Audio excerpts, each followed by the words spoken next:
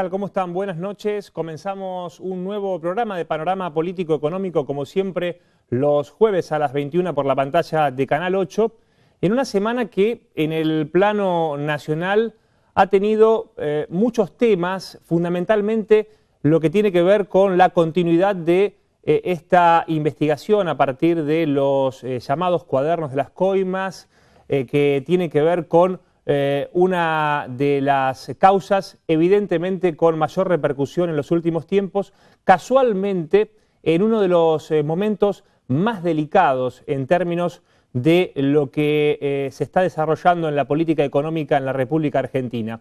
Por supuesto que todo esto va a tener una lógica necesaria de correlación en el plano del lanzamiento de las candidaturas en el escenario nacional, porque por supuesto, mientras comenzaba nuevamente a crecer la imagen de la expresidenta Cristina Fernández de Kirchner, quizás fundamentalmente a partir de lo que tiene que ver con la crisis económica, todo esto provoca un cimbronazo político que seguramente será analizado en los próximos meses para ver si finalmente esto que parecía casi un hecho consumado, que era nuevamente el lanzamiento de la figura de la expresidenta y también quizás en la conveniencia para que al oficialismo se le tenga que ver con lo que para muchos es el escenario ideal, ¿no? Confrontar directamente con el gobierno anterior y no que aparezca una nueva figura que aglutine a todo el peronismo de forma cohesionada. Todo esto, decía, puede ser definitivamente modificado a partir de esta causa que está teniendo repercusiones más allá de algunos temas jurídicos que vamos a explicar a lo largo del programa, porque evidentemente se van a estar planteando muchos aspectos que tienen que ver con nulidades que en la medida en que puedan ser tenidas en cuenta seguramente modificarán un poco el panorama que en principio parece muy complicado, no solo para muchos empresarios que están vinculados a esta causa de corrupción, sino también, por supuesto, con los funcionarios que intervinieron directa o indirectamente en toda esta situación que además está relacionada fundamentalmente con la que ha sido la obra pública en la Argentina y cómo se ha ejecutado fundamentalmente a partir de la década del 90. Creo que la llegada del menemismo en ese periodo ha modificado sustancialmente lo que han sido las normas y al mismo tiempo creo que es un punto de inflexión para que esto no ocurra más y que va a tener que ser tenido en cuenta fundamentalmente en el cambio del marco normativo porque está siendo cuestionado y de forma lógica lo que tiene que ver con la cartelización de la obra pública en la República Argentina.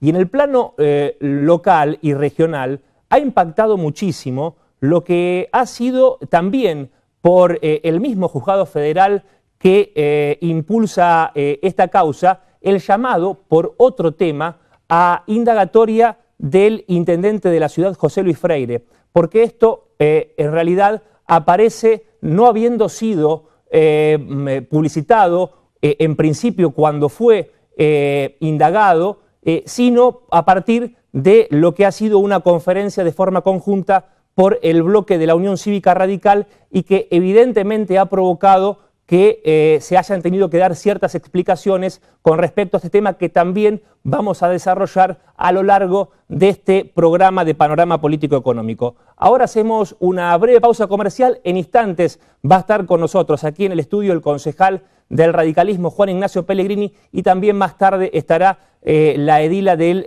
oficialismo, del justicialismo, Débora Domínguez. Ya volvemos.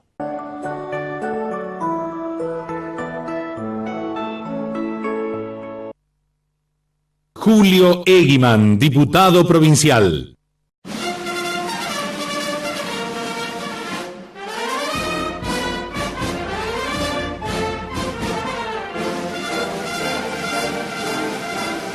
Una muestra más de todo lo que podemos hacer los venadenses cuando nos unimos, cuando trabajamos juntos. Acá hubo muchísima gente que logró este reconocimiento. Una estatua de bronce que hace muchísimo tiempo que no se realiza, por lo menos en nuestra provincia de Santa Fe, que además es la única estatua de cuerpo entero de Cayetano Silva.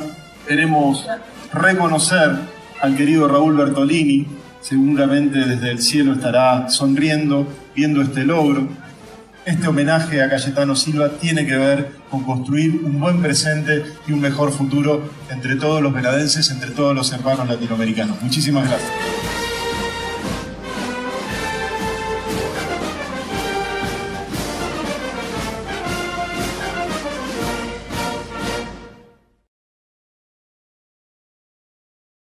Si de seguridad se trata, Matafuegos Peruca es la solución para vos y tu familia. Matafuegos Peruca. Años de experiencia avalan nuestro prestigio. Matafuegos Peruca. Protección contra incendios. Equipos marca Georgia con certificación IRAM. Matafuegos Peruca. Número 1 en Venado Tuerto y la región. Iturraspe 555. Teléfono 423-104.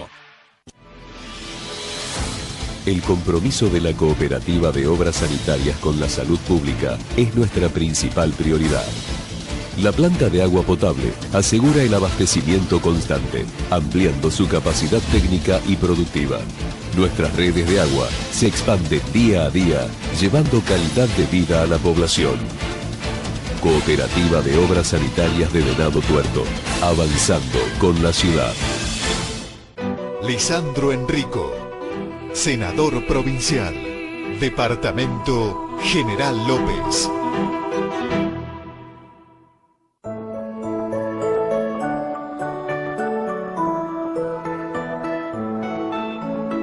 Y continuamos con Panorama Político-Económico y tal cual lo anunciáramos, ya está con nosotros aquí en el estudio de Canal 8 el doctor Juan Ignacio Pellegrini, el concejal del radicalismo. ¿Qué tal, Juan? ¿Y cómo estás? Buenas noches. ¿Qué tal? ¿Cómo va, Mauro? ¿Todo bien? Muy bien. Bueno, primero te quiero preguntar por lo que ha sido un poco, me parece, la noticia de la semana, que tiene que ver además con la conferencia de prensa que ustedes brindaron de forma conjunta, solicitando además explicaciones por lo que ha sido la indagatoria al intendente de Venado Tuerto en una causa que no había tenido la suficiente repercusión porque en realidad no se la conocía, ¿no? Con el tiempo que había transcurrido, fue el 31 de julio la presentación. Sí, bueno, tomamos conocimiento de esta situación. La semana pasada nos informan que el intendente Freire había sido citado a indagatoria. Nos llamó poderosamente la atención, ¿no es cierto? Porque 31 de julio había pasado bastante tiempo, no habíamos tenido noticia.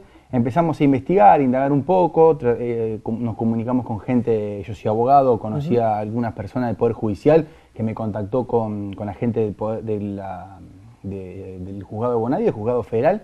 Y bueno, efectivamente, el intendente había ido a declarar el día 31, nos mandaron una copia de la cédula y nos pusimos a investigar un poquito la causa, de qué se trataba, a qué se refería. Y bueno, justamente había sido una denuncia por parte de la Dirección de Asuntos Jurídicos del Ministerio de Ambiente y Desarrollo Sustentable, a través de un programa específico de adquisición de maquinarias, de tratamiento de basura, de construcción de relleno sanitario, que no se había terminado de la debida forma y no estaban las rendiciones hechas como deberían haber estado.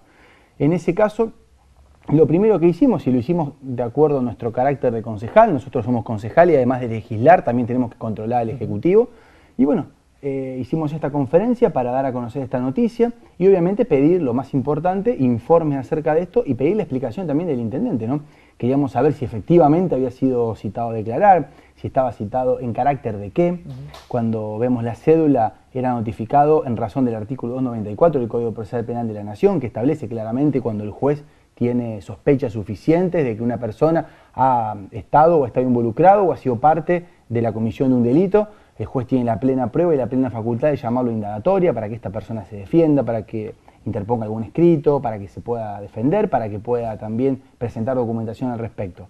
Y claramente los alcances del artículo eran ese, era en carácter de imputado de la causa. Me parece que no es un dato menor esto, porque ser imputado es un paso procesal mucho más allá del que el intendente lo estuvimos escuchando, donde él manifestaba que era un trámite administrativo y que solamente se limitaron a llevar información.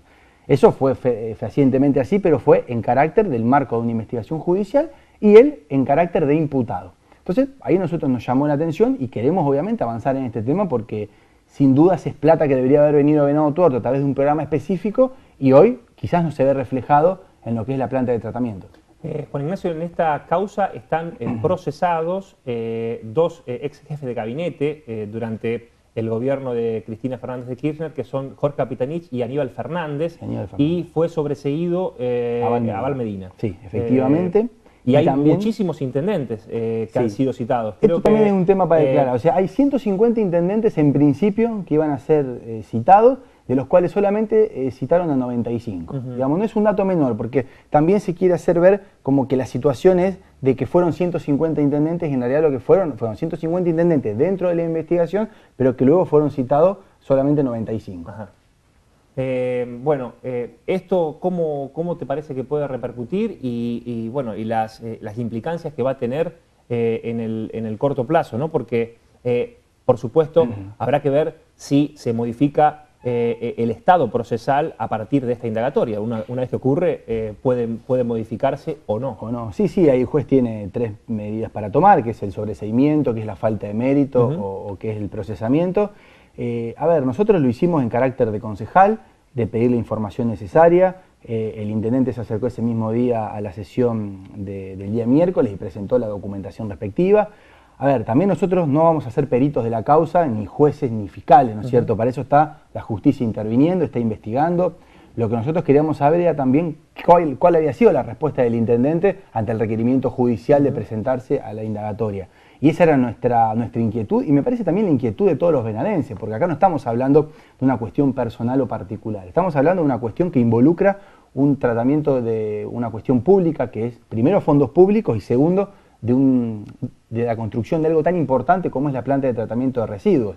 Yo creo que la planta de tratamiento de residuos está muy avanzada, no es tampoco como manifiesta la municipalidad, que con los 2 millones de pesos, lo escuchaba Bonadeo y decía que el avance de la obra es mucho más que 2 millones de pesos, claramente, pero la provincia ha invertido más de 16 millones de pesos en la planta de tratamiento, la nación también ha invertido y la municipalidad lo ha hecho también de su parte. Digo, el avance de la obra está, pero es mucho más de 2 millones de pesos porque también estamentos provinciales, nacionales y municipales han invertido en esa obra.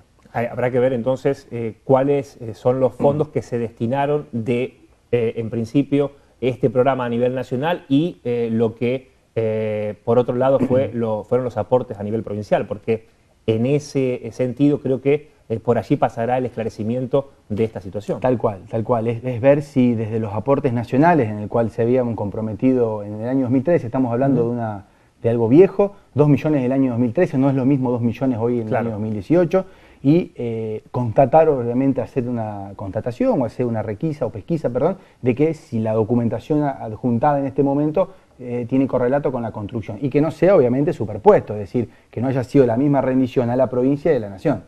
¿Cuál es tu opinión con respecto a lo que está ocurriendo a nivel nacional con esto que para muchos es un verdadero escándalo político y también jurídico en términos de cómo se está desarrollando la causa que tiene que ver con los llamados cuadernos de las coimas? Yo creo que después de mucho tiempo en Argentina estamos teniendo, podemos discutir la cuestión económica, podemos discutir la cuestión social que estamos viviendo, pero me parece que en términos de justicia y jurídico, y lo digo como abogado, creo que la Argentina está teniendo un avance importante. O sea, era impensado hace años atrás que un empresario podía quedar detenido. Un empresario como, aparte, doy un ejemplo, digo, Lascurain, que era el director de la Asociación de Industriales de la Argentina, que tenía un gran peso en el poder kirchnerista, digo, que hoy esté detenido. Wagner, que es también el titular de la Cámara de la Construcción de Santa Cruz, que haya dicho tantas cosas, gente empresarios, ¿no es cierto?, de grupos de Chin que también están declarando, que son conducentes en las declaraciones. Porque, a ver, esto es lo importante, y yo me pongo desde el punto de vista más de abogado que de político. Digo, la punta, el hilo de esto fue los cuadernos, perfecto. Los cuadernos fueron discutidos por parte del kirchnerismo. Obviamente siempre el kirchnerismo trata de discutir al que acusa en vez de discutir la cuestión de fondo. Digo, pero cuando se citaron a todos los empresarios, cuando se citaron a políticos también a declarar y a gente vinculada con la obra pública del kirchnerismo, los testimonios han sido conducentes. ¿Quién era el que retiraba la plata? ¿Cómo era el mecanismo de la obra pública? El otro día leía en el diario Perfil del domingo, Wagner explicaba claramente cómo era el 20% que tenían que depositar a cuenta de rendiciones específicas de avance de obra. Es decir, si vos no depositabas el 20% antes, no tenías el dinero que te depositaba la nación. Tenías que sacarlo vos de tu bolsillo, depositar ese 20% y luego recién te acreditaban ese monto. O sea, hasta se aseguraban que el dinero ingrese a las arcas públicas, de ellos, digamos, privadas. Digo, cuando uno empieza a ver cómo es el hilo conductor de esto y las declaraciones de todos los testigos, uno empieza a ver cierto nexo de causalidad en la cuestión. Digo, cuando uno va a una sentencia de un juicio laboral o de un juicio de daños y perjuicios, uno intenta ver la declaración de los testigos, ¿no es cierto?, los informes. Si coinciden los informes, si coinciden la declaración de los testigos, si el peritaje de la causa ronda en el mismo punto, digo, bueno, hay claramente una sentencia clara. Acá yo creo que, en términos jurídicos, y la veo muy complicada la expresidenta, porque tampoco no me entra en la cabeza pensar que los ministros, los secretarios estén todos involucrados y la presidenta no lo sepa. O sea, jurídicamente está lo que se denomina el dominio del hecho. Es la persona que domina la situación, pero que no interviene. Entonces, digo, a ver, por favor, que no se interprete de la misma manera, pero un narcotraficante no lo ves con cocaína en la mano. El narcotraficante vive en una mansión a 30, 40 kilómetros del lugar donde se realizan toda la cuestión de operativa, y él vive en otro lugar, pero digamos, el dominio de hecho lo tiene el narcotraficante. Bueno, esto es muy similar.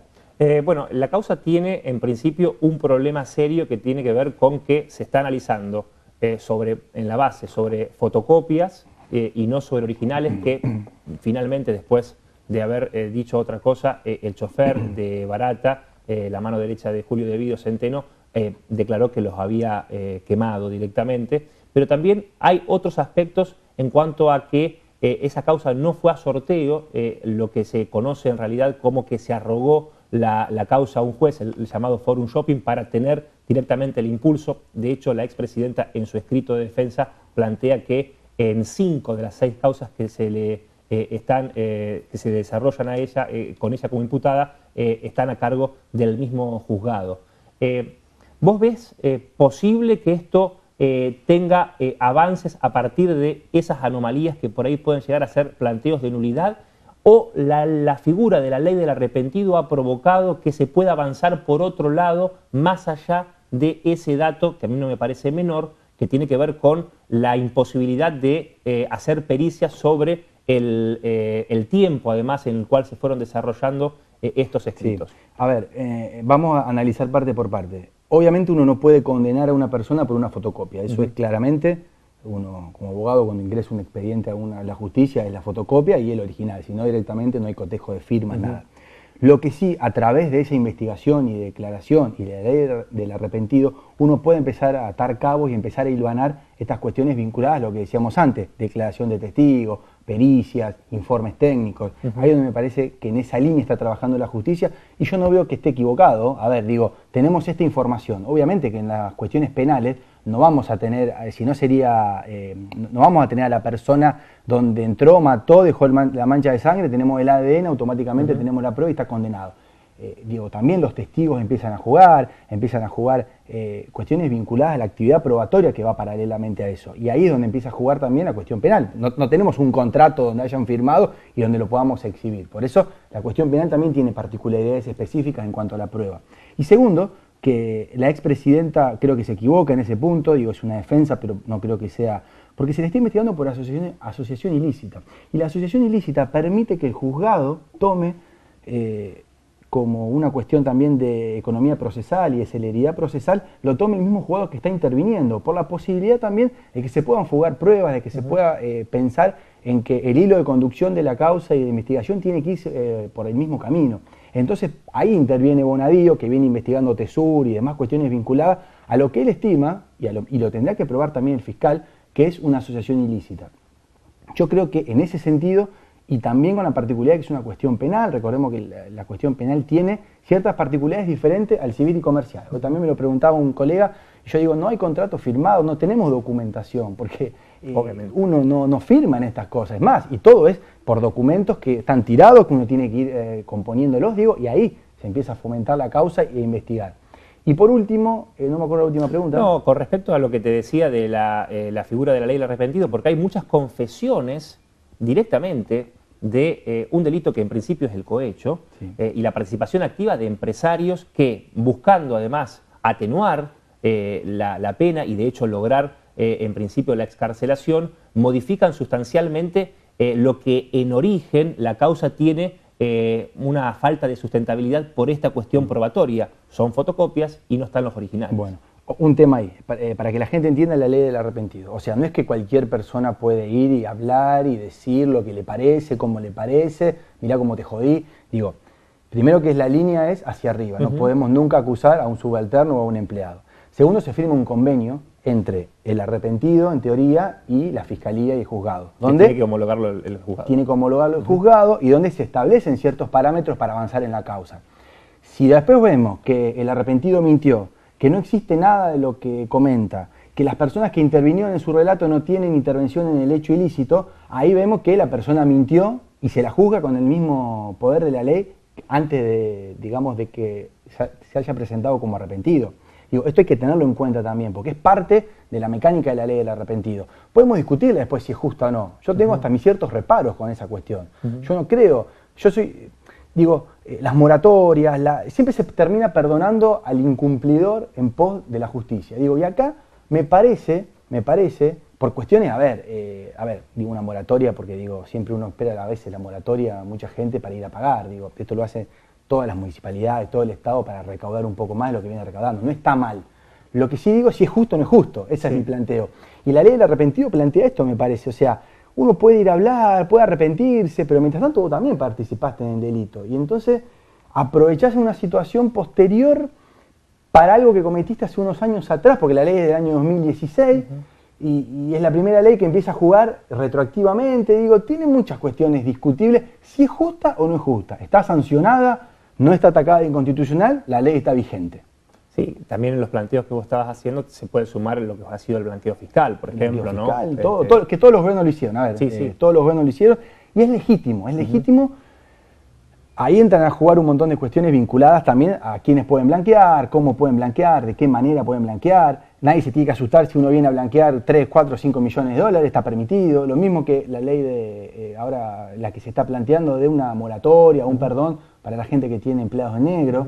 Digo, recordemos, 1/3 de la economía de la Argentina está en negro. ¿Cómo hacemos para que un pequeño comerciante pueda tener un empleado en blanco? Acá en el juzgado laboral de Venado Tuerto están condenando a minimarket, a pequeños comercios, a pagar sumas de 400.000, 500.000 pesos, que saben, que yo lo hablé con el juez personalmente, digo, es imposible que el comerciante pueda pagar eso y se le está haciendo una falsa promesa al trabajador que cree que va a cobrar ese dinero que no lo va a poder cobrar. Se termina desmantelando un comercio, se termina la persona sin cobrar, el comerciante ya no existe más. Digo, tenemos que tratar de que las personas que están afuera del sistema ingresen. Quizás es bajando las leyes donde uno tiene que aportar, ¿no es cierto?, las famosas leyes sociales, digo, bajando eso para que puedan incorporar mucha más gente. Hay que debatirlo, el tema hay que discutirlo. Juani, mañana llega el gobernador de la provincia, el ingeniero Lipschitz, a Venado Tuerto. ¿Hay una dificultad quizás que se está desarrollando en la relación con el municipio? ¿Qué te parece que es lo más importante en este momento que se puede dar para mejorar determinados temas en la ciudad con las facultades que tiene justamente el gobernador? A ver, yo creo que tenemos que trabajar todo de manera conjunta. Puede haber discusiones, puede haber chicanas políticas, puede haber acuses, ¿no es cierto?, entre ambas partes, ¿no?, porque esto es de los dos lados. Pero me parece que el gobernador acá viene en ámbito institucional, viene a un acto importante que tiene la historia de la Argentina, viene a hacer un anuncio importante, viene a entregar un dinero relativo justamente a la planta de tratamiento de residuos, también tiene una amplia agenda en la región. Yo no creo, como dijo hoy el secretario Olaña en varios medios, que esto es una campaña sucia. Me parece a mí que todo funcionario público y político tiene la obligación de dar cuenta de sus actos. Que nosotros le estemos preguntando al intendente si estuvo imputado o no en una causa, no tiene que enojarse con nosotros, tiene que ir y dar las explicaciones necesarias y hacer un mea culpa de por qué no lo hizo el día 31 o el 1 de agosto cuando llegó de la declaración. Digo, pero eso es una discusión que tienen que dar internamente ellos. Digo, nosotros pedimos la información como la pedimos por el Centro Cultural, como la pedimos por la calle Belgrano de la obra de Macioli, digo, y lo vamos a seguir haciendo.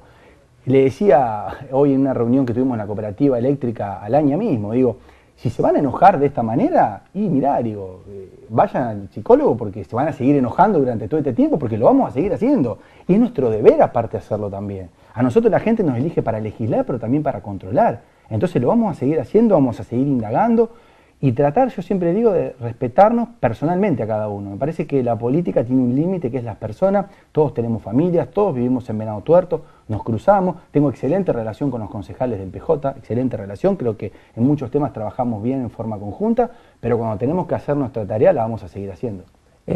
Comienzan a definirse lo que van a ser las candidaturas para el año próximo en distintos lugares, o por lo menos los posicionamientos para que determinados grupos partidarios tomen esa decisión. ¿En qué lugar te ves para la elección del año próximo? ¿Vas a ser candidato a intendente? ¿El elegido dentro del espacio del radicalismo va a ser el senador Lisandro Enrico para la próxima elección aquí en la ciudad? Mira, te digo algo que lo vengo diciendo hace rato. Yo trabajo en un espacio, en un grupo político donde el candidato va a ser solamente la cara visible de un proyecto político. Me parece que lo más importante es saber qué vamos a hacer en Venado Tuerto, cuál es nuestra plataforma de trabajo, nuestra plataforma de acción, qué pensamos en los temas de Venado Tuerto y cómo los vamos a llevar adelante si es que en 2019 la gente nos elige para gobernar la ciudad. Y el candidato es solamente la cara visible de eso, es la persona que va a ejecutar ese proyecto y es la que la gente lo va a identificar, pero atrás hay un grupo muy grande de gente. Nosotros venimos trabajando hace mucho tiempo, venimos recorriendo la ciudad, hablando con las instituciones, en cada rincón de Venado Tuerto, y eso es lo más importante. Obviamente voy a estar en el lugar donde tenga que estar, voy a ocupar el lugar que tenga que ocupar, si desde concejal, seguiré siendo concejal, desde obviamente siempre militando, porque eso no lo voy a dejar nunca, si tengo que representar a los venadenses como candidato a intendente, si eventualmente tengo que asumir una candidatura de senador también, digo, yo estoy dispuesto para trabajar por Venado Tuerto y la región desde todos los aspectos. Obviamente que es una decisión que la tenemos que tomar en el seno del partido también y de nuestro grupo, porque yo creo que hoy, tanto Lisandro como Leo, como yo quien les habla, digo, Santiago también, tenemos la chance y la posibilidad de representar a los venadenses y de ser parte de este proyecto político, pero yo voy a ser la persona, no me desvela, no me desvela ser candidato a intendente, no me desvela ser candidato a senador, quiero seguir en el lugar donde estoy, quiero seguir siendo concejal, para eso me eligió la gente, pero si tenemos que tomar un nuevo rumbo, si tenemos que tomar una nueva forma de ocupar otro espacio y otro lugar, va a seguir siendo dentro del mismo espacio político donde estamos y dentro del mismo grupo de gente que estamos representando hoy. La semana pasada estuvo aquí Liliana Roston y nos confirmó que evalúa presentarse, algo que parecía lejano en su momento, dentro del Partido Justicialista en una interna con el oficialismo. ¿Vos crees que eso puede modificar un poco un escenario que estaba claramente favorable a un cambio en la gestión en la ciudad? No me gusta hablar mucho de los otros candidatos o otros espacios políticos, cada uno tiene la facultad de tomar la decisión en el seno del partido o de su grupo como corresponda, son estrategias políticas. Yo no creo que modifique mucho la cuestión porque acá me parece que son dos modelos de ciudad, el modelo actual y el modelo que proponemos nosotros. Me parece que esa va a ser la cuestión, la gente se va a volcar entre esos dos escenarios. Los demás actores políticos pueden participar, todo el mundo tiene la legitimidad de hacerlo, pero no me pongo a pensar mucho en qué pasaría si el candidato fuera tal o cual persona, de qué manera lo fue. Fui candidato en contra de José y de Liliana en el 2015, me tocó ser candidato a concejal después, compitiendo con otros candidatos también.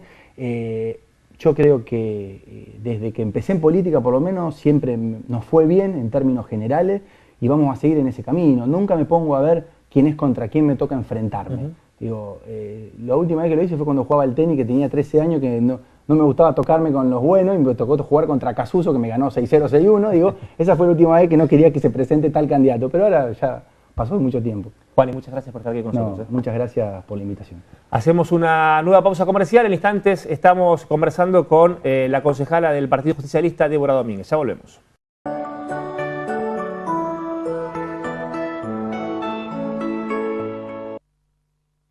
Julio Eguiman, diputado provincial.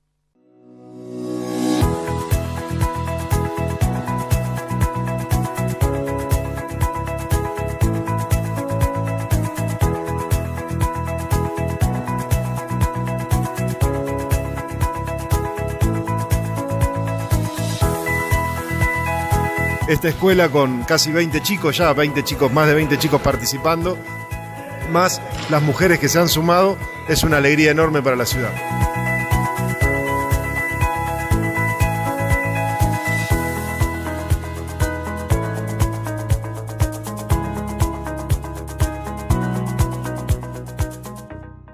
Si de seguridad se trata, Matafuegos Peruca es la solución para vos y tu familia. Matafuegos Peruca. Años de experiencia avalan nuestro prestigio. Matafuegos Peruca. Protección contra incendios. Equipos marca Georgia con certificación IRAM. Matafuegos Peruca. Número 1 en Venado Tuerto y la región. Iturraspe 555, teléfono 423-104.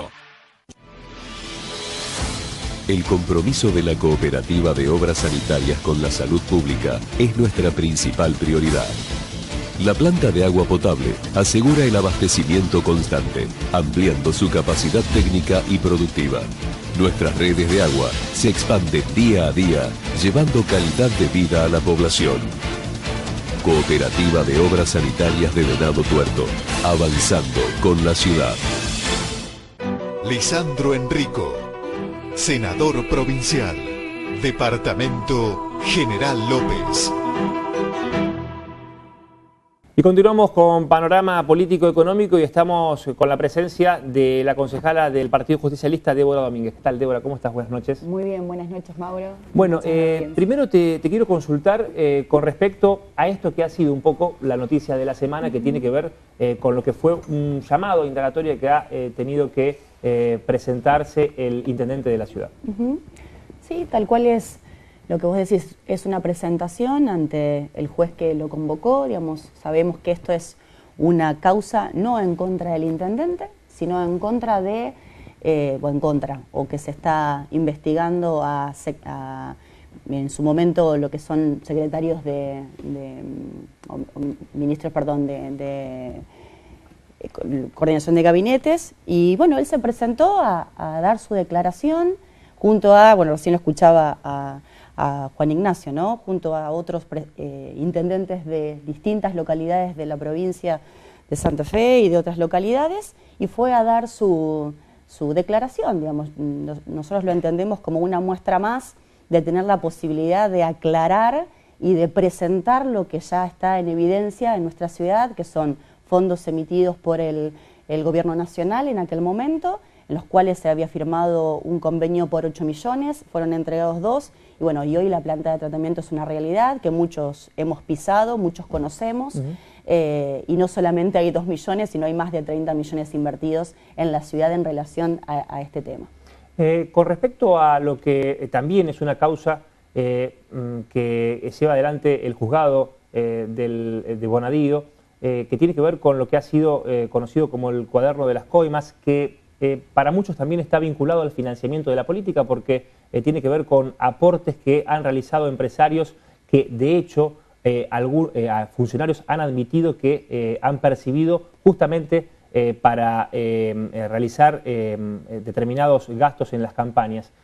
¿Cuál es tu visión con respecto a todo esto que evidentemente provoca por lo menos una situación de estado de sospecha sobre la participación de muchos empresarios, de funcionarios, y además que tiene como eje a la obra pública nacional en el debate en este momento? Yo lo que lamento es lo que vos decís, es el descreimiento a la clase política, digamos, uno que hace política porque entiende que es el mejor medio para transformar las realidades, para poder vivir mejor, llevar mejor calidad de vida. Bueno, en este caso a nosotros nos toca aquí en Venado Tuerto. Lo que uno lamenta es eso, un descreimiento, ¿no? Que se vayan todos. Uno no puede decir que se da o que no se da, porque uno no es juez, ni tampoco uno cae en ese rol de juzgar. Para eso está la justicia, hay investigaciones. Y no, bueno, yo puedo hablar de lo que conozco aquí en Venado Tuerto, las inversiones que se han hecho tanto, o el dinero que se ha desviado de parte de Nación como de provincia, está todo hecho en obras, y está todo en Venado Tuerto, en calles, en zanjeos, en emisarios, en la construcción de, bueno, en este caso de un hospital, en la construcción de la planta de tratamiento. Nosotros en Venado Tuerto podemos dar cuenta de que esto es una realidad en obras, ¿no? Pero bueno, a nivel nacional está en estado de investigación. ¿Crees que hay una persecución con respecto a determinados dirigentes por una cuestión ideológica, que esta causa tiene una vinculación con esta situación de todo aquel que formó parte del gobierno anterior está de alguna manera vinculado a causas de corrupción. Te lo pregunto además porque también en este llamado a muchos intendentes podría haber también relación con esta cuestión y por la cercanía del intendente de la ciudad, José Freire, con la expresidenta Cristina Fernández de Kirchner. Sí, yo creo totalmente que hay una persecución, digo, tiene que ver con a qué nosotros sentimos como amenaza, ¿no? Entonces uno lo relaciona, creo yo, a esto, ¿no? Yo no soy abogada, te lo decía recién, digamos, tampoco soy economista, no soy empresaria, soy psicóloga social, pero aún así uno puede ver que hay una intención de, como nos pasó en este caso que empezamos a hablar, hay una intención de desprestigiar ciertas trayectorias, ciertas imágenes que a la hora de tal vez evaluar una estadística de voto tienen una intención de voto muy importante. Entonces lamentablemente la política también a veces tiene esto como mecanismo. Con respecto al Consejo Municipal, ¿cómo se está trabajando hoy de parte del oficialismo? Porque se ha modificado el escenario a partir de la última elección y seguramente, y podrías comentarlo mucho mejor vos, que has estado con diferentes esquemas a partir de mayorías, eso hace que sea difícil o por lo menos que se tenga que reformular la manera de trabajo con respecto a determinados proyectos que se pueden adoptar. Sí, difícil es cuando no podemos llegar a un consenso y cuando las intenciones ante los proyectos tienen que ver con entorpecer el trabajo que se viene haciendo de una gestión tan transparente, en trabajos en una gestión que está evidente y evidenciado de más de muchos años que busca el bien para la ciudad. Nosotros, es verdad, digamos, de una elección a otra perdimos, si se quiere hablar así, digamos, una banca menos tenemos como bloque, pero siempre, aún así siendo bancas de 5 en su momento, que yo no estaba aún en el Consejo, siempre hemos ido al consenso porque, digamos, es lo que nuestro intendente nos enseñó y es lo que nos invita a hacer constantemente. Desde aquel momento en que había 5 bancas en donde podían, si así se quiere, dirigir las votaciones en el Consejo, y aún así hoy que somos 3, siempre nos dirigimos ante la pregunta del resto de los concejales porque entendemos el Consejo como un espacio de completa democracia y que, bueno, los que estamos sentados ahí fuimos elegidos por la gente y por algo Venado Tuerto eligió así. Entonces nos ocupamos de llegar al consenso, de escuchar todas las voces y aún así, bueno, cuando es algún tema más discutido que otro, bueno, obviamente, llegar a hacer compromisos de votación con aquellos que piensan muy parecidos o similar a lo que vos pretendés como proyecto de país, de ciudad o de la intención de algún tema en específico. Débora, mañana va a estar en la ciudad el gobernador Lifchit presentando además todo lo que tiene que ver con la nueva planta de recolección de residuos, lo que tiene que ver con esa situación y algunos otros aspectos que se están o que están por desarrollarse. Hay un tema en el cual has trabajado mucho que tiene que ver con la seguridad en la ciudad y con distintas propuestas me parece que sigue siendo una de las demandas, por lo menos en algunos lugares en particular de la ciudad, que han tenido mayor conflictividad sin estar estigmatizando ninguno en particular, ¿no? Mauro, yo creo que es una cuestión generalizada en nuestra ciudad, más allá que se ha hecho nota o por ahí público, lo que vos decís, sin estigmatizar barrios de nuestra ciudad, como la zona este, donde se encuentra el barrio Ciudad Nueva, la zona sur de nuestra ciudad, donde está el barrio Iturbide, que estuvimos ahí, o el Tiro Federal, el Santa Rosa, que parecen, ¿no?, los polos de nuestra ciudad. Creo que es una realidad generalizada en nuestra ciudad y no tiene que ver con lo que opina nuestro grupo político, con lo que opina Freire, con lo que opina Domínguez o el bloque PJ de la ciudad, sino es lo que dice la ciudad. La inseguridad es un hecho en nuestra ciudad y más allá que el gobierno provincial en este último tiempo ha hecho inversiones, indudablemente no le están acertando a la estrategia de trabajo. Nosotros lo que planteamos a principio de año era la necesidad de reunirnos con con el ministro Puyaro para poder juntos en el Consejo, en el Ejecutivo, hacer una mesa de trabajo conjunta, porque somos nosotros los que vivimos acá, somos nosotros los que escuchamos a los presidentes de barrio, a las entidades intermedias, al vecino que de un momento para el otro ya no tiene nada en su casa, a ese que, bueno, quedó indefenso y que está realmente en una instancia de inseguridad. O sea, somos nosotros los que queremos transmitir, no que vengan desde el ministerio a bajarnos un formato. Entonces lo que nosotros planteamos en aquel momento era tener la posibilidad de, primero que nos cuenten cuál era ese plan de acción concreto para Venado Tuerto. Nosotros no queremos, sabemos que Rosario está pasando por una situación muy crítica, Santa Fe como ciudades más grandes, pero bueno, Venado Tuerto tiene su particularidad y nosotros como referentes de los vecinos, como representantes de los venadenses, queremos decir lo que tenemos para decir en relación al tema de seguridad. Y en esto hemos hecho, como vos decías, presentaciones concretas, ¿no?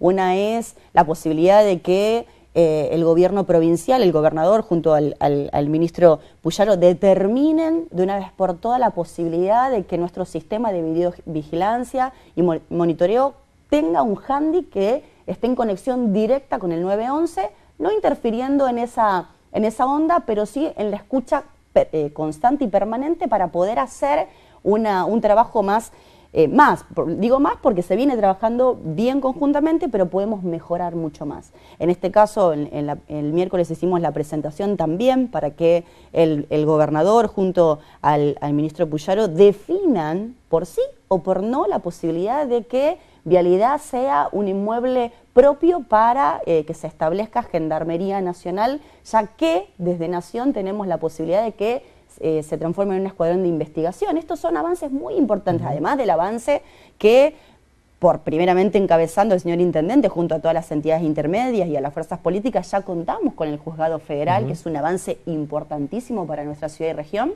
Entonces, no hablamos por hablar, sino que estamos tratando de presentar propuestas concretas y que necesitamos respuestas concretas también para este tema. Débora, muchas gracias por estar aquí con nosotros. Por favor, a vos, gracias por la invitación. Hacemos una nueva pausa comercial. En instantes vamos a hablar de economía con alguien que realmente sabe mucho, que es Agustín Ferrer. Ya volvemos.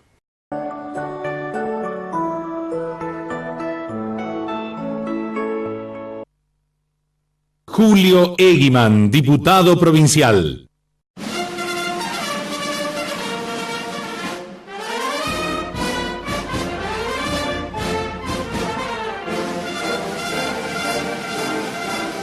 Una muestra más de todo lo que podemos hacer los venadenses cuando nos unimos, cuando trabajamos juntos. Acá hubo muchísima gente que logró este reconocimiento. Una estatua de bronce que hace muchísimo tiempo que no se realiza, por lo menos en nuestra provincia de Santa Fe, que además es la única estatua de cuerpo entero de Cayetano Silva. Queremos reconocer al querido Raúl Bertolini, seguramente desde el cielo estará sonriendo, viendo este logro. Este homenaje a Cayetano Silva tiene que ver con construir un buen presente y un mejor futuro entre todos los venadenses, entre todos los hermanos latinoamericanos. Muchísimas gracias.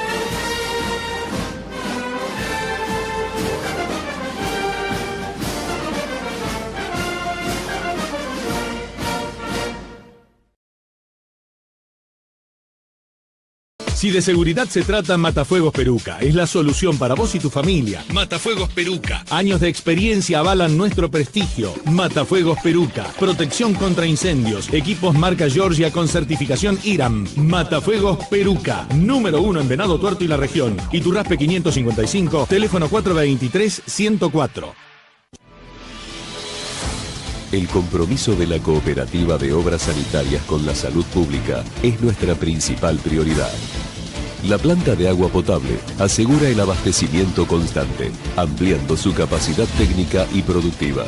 Nuestras redes de agua se expanden día a día, llevando calidad de vida a la población. Cooperativa de Obras Sanitarias de Venado Tuerto, avanzando con la ciudad. Lisandro Enrico, senador provincial, Departamento General López.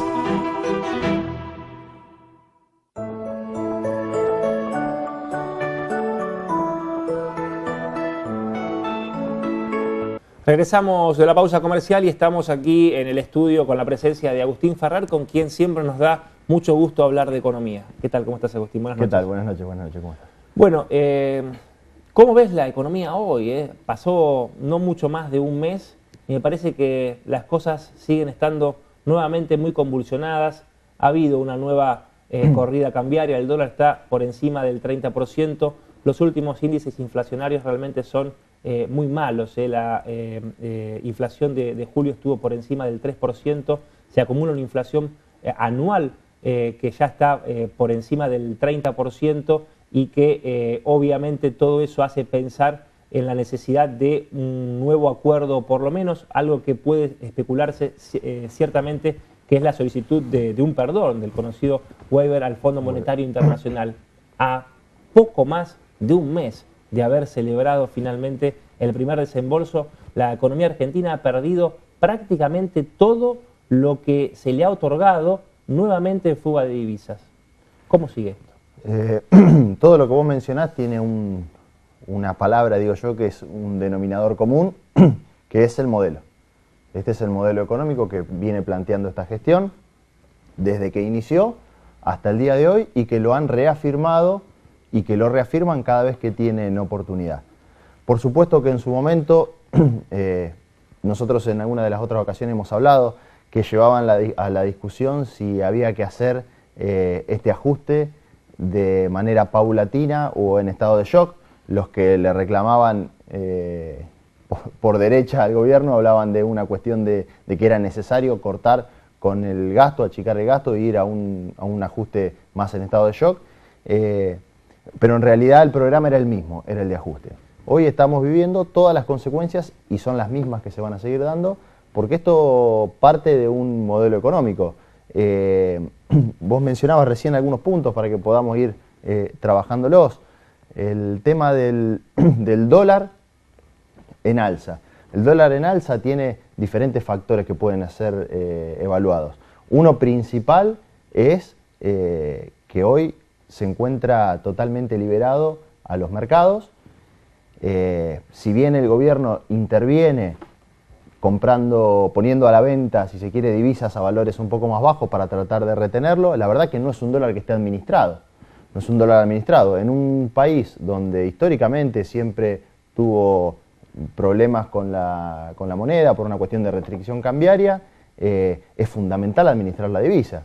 Si vos las medidas económicas que tomás para administrar las divisas es liberar la fuga de capitales, liberar el ingreso y egreso de capitales, sería mejor dicho, los dólares se pueden fugar tranquilamente.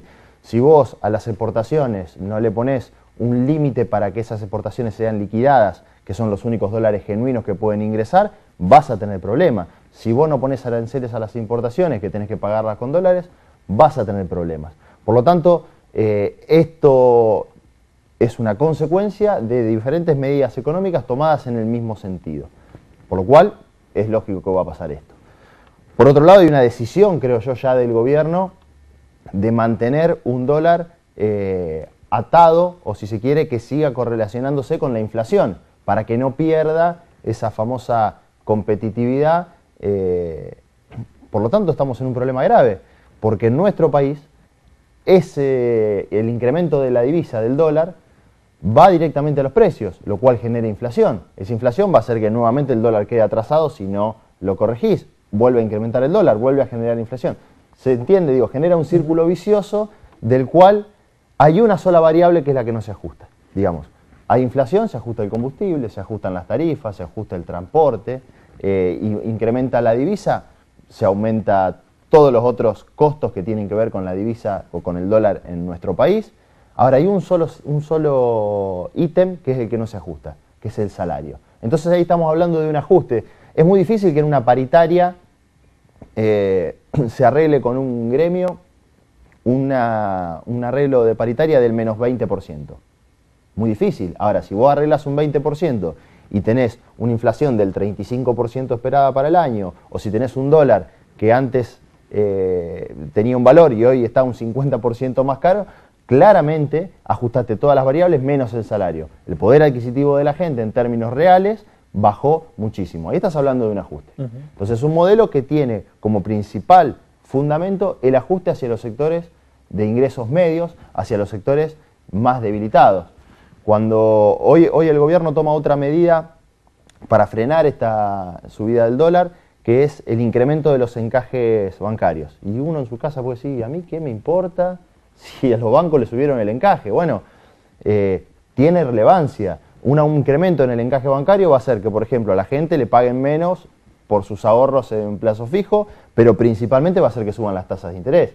Si suben las tasas de interés, la pequeña y mediana empresa no tiene forma de subsistir. Hoy estamos hablando de tasas de interés del 50% para la pequeña y mediana empresa. Claro, Agustín, es una locura. Tarjeta de crédito del 75%. Claro. ¿Hasta cuándo eso puede llegar? Porque, o mantenerse en realidad, porque la tasa que tiene en este momento Argentina, además de ser de las más altas a nivel mundial, parece que solamente puede tener una lógica de corto plazo, no en términos de poder pensarse en una política económica que sea sustentable en el tiempo, realmente. Es que esta política económica no es sustentable en el tiempo, y no es de ahora, digamos, una política económica que siempre implementada, mirá, podemos hablar en esta época, podemos mencionar, bueno, ahora Turquía, pero podemos mencionar, y lo hemos mencionado, Brasil, podemos mencionar España, podemos mencionar México en su momento, Jordania, Grecia lleva 12 ajustes seguidos. Bueno, es una política económica que no es de largo plazo, porque justamente terminás destruyendo todo factor productivo que tenga un país. Y si nos vamos a nuestro país, a épocas pasadas, lo mismo. Podemos hablar que es un modelo, no sé si lo he comentado con vos, pero basta con que la gente se ponga en su casa, en YouTube, y ponga los 12 puntos de Martínez de Oz, en cuanto va a su relanzamiento de las políticas económicas. Y si no mirás que está hablando Martínez de Oz, vos estás diciendo, estás haciendo todo lo que está pasando ahora. Es increíble, sí. Si vamos a las políticas económicas tomadas durante los años 90, otra vez vamos a estar discutiendo los fondos previsionales, estamos discutiendo exactamente lo mismo que en ese momento, ya sabemos a dónde va. Y no es por casualidad, sino porque justamente, a ver, nosotros en Argentina, el 80% del Producto Bruto se consume en el mercado interno. Todas y cada una de las políticas económicas que está tomando el gobierno nacional van en contra de fortalecer el mercado interno. A ver, si hablamos de tasas de inflación altísimas, por un lado tenés a las empresas que ni por casualidad van a ponerse a invertir en un nuevo ciclo productivo. A su vez le sumás las tarifas altísimas. Yo escuchaba recién, para hacer un pequeño paréntesis, el problema del costo laboral. Volvemos otra vez al problema del costo laboral. La pequeña y mediana empresa ¿puede tener un problema de costo laboral? Lo puede tener. ¿Es necesario revisarlo? Es necesario. Ahora, no es el problema que tienen hoy. El problema que tienen hoy es que no hay consumo, que la gente no consume, que la boleta de la luz y el gas está a valores impagables y que la gente no tiene dinero en el bolsillo para consumir, cada vez tiene menos. No solo cada vez tiene menos, sino que para vivir cada vez necesita más, porque ahora tiene que pagar los medicamentos, porque la luz le sale mucho más caro, el gas también, el combustible, el transporte, va al supermercado y le sale todo mucho más caro. Tiene menos dinero disponible para consumir. Las empresas tienen menos demanda. Si tienen menos demanda, o achican los salarios, o despiden gente, o cancelan las horas extras. Bueno, basta con mirar la situación que estamos pasando en Venado Tuerto en cuanto a las principales empresas en reducción de las extras. Por lo tanto, digo yo que el modelo está claro y lo único que hace este gobierno es profundizar este modelo. Vos mencionabas lo del Fondo Monetario Internacional, hay que ponerle mucha atención, porque no se cumple con ninguno de los parámetros que estableció el fondo. No cumplen con la meta de déficit fiscal, porque el pago de intereses por deuda es cada vez más alto, volvemos a hablar del riesgo país, cada vez más alto el déficit fiscal.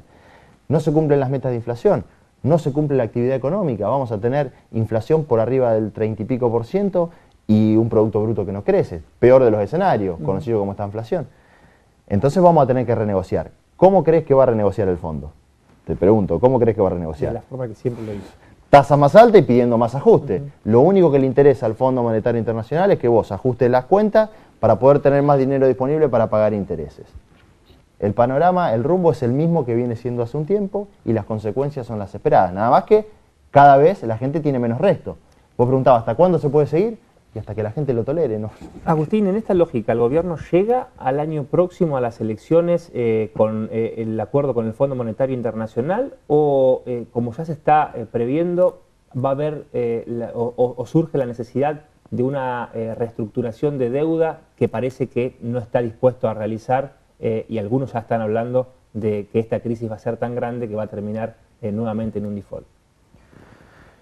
Este modelo necesita financiamiento externo para funcionar. Cuando se termina el financiamiento externo no tiene de dónde sacar el dinero para pagar los compromisos que viene asumiendo.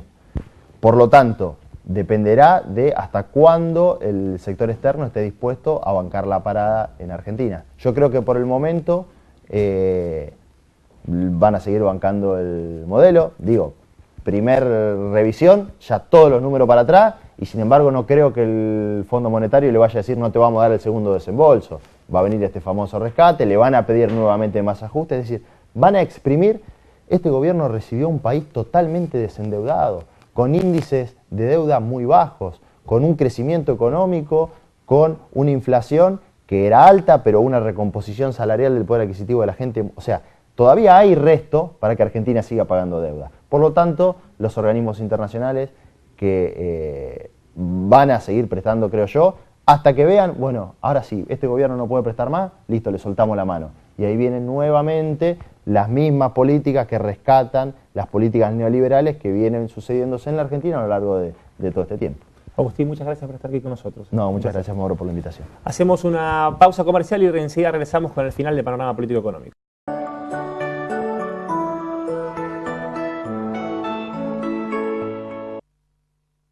Julio Eguiman, diputado provincial.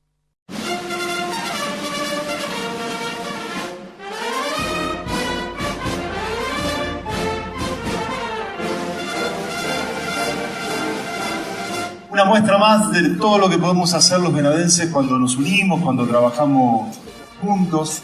Acá hubo muchísima gente que logró este reconocimiento.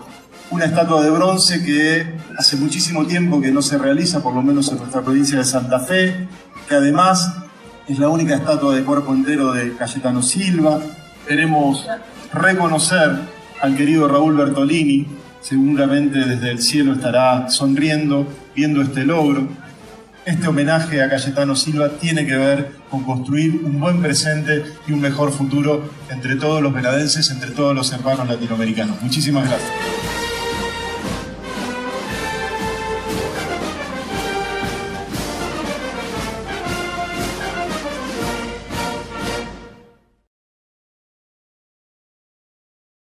Si de seguridad se trata, Matafuegos Peruca es la solución para vos y tu familia. Matafuegos Peruca. Años de experiencia avalan nuestro prestigio. Matafuegos Peruca. Protección contra incendios. Equipos marca Georgia con certificación IRAM. Matafuegos Peruca. Número 1 en Venado Tuerto y la región. Iturraspe 555. Teléfono 423-104.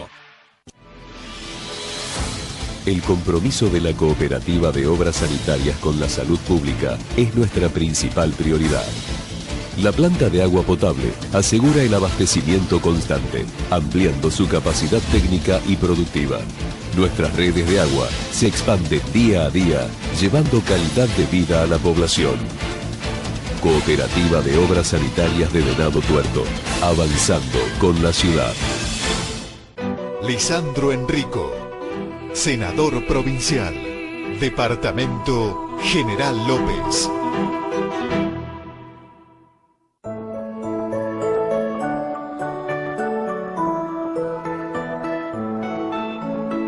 Y llegamos al final de Panorama Político Económico. No tenemos más tiempo, nos reencontramos la semana próxima, como siempre, a las 21 los jueves por la pantalla de Canal 8.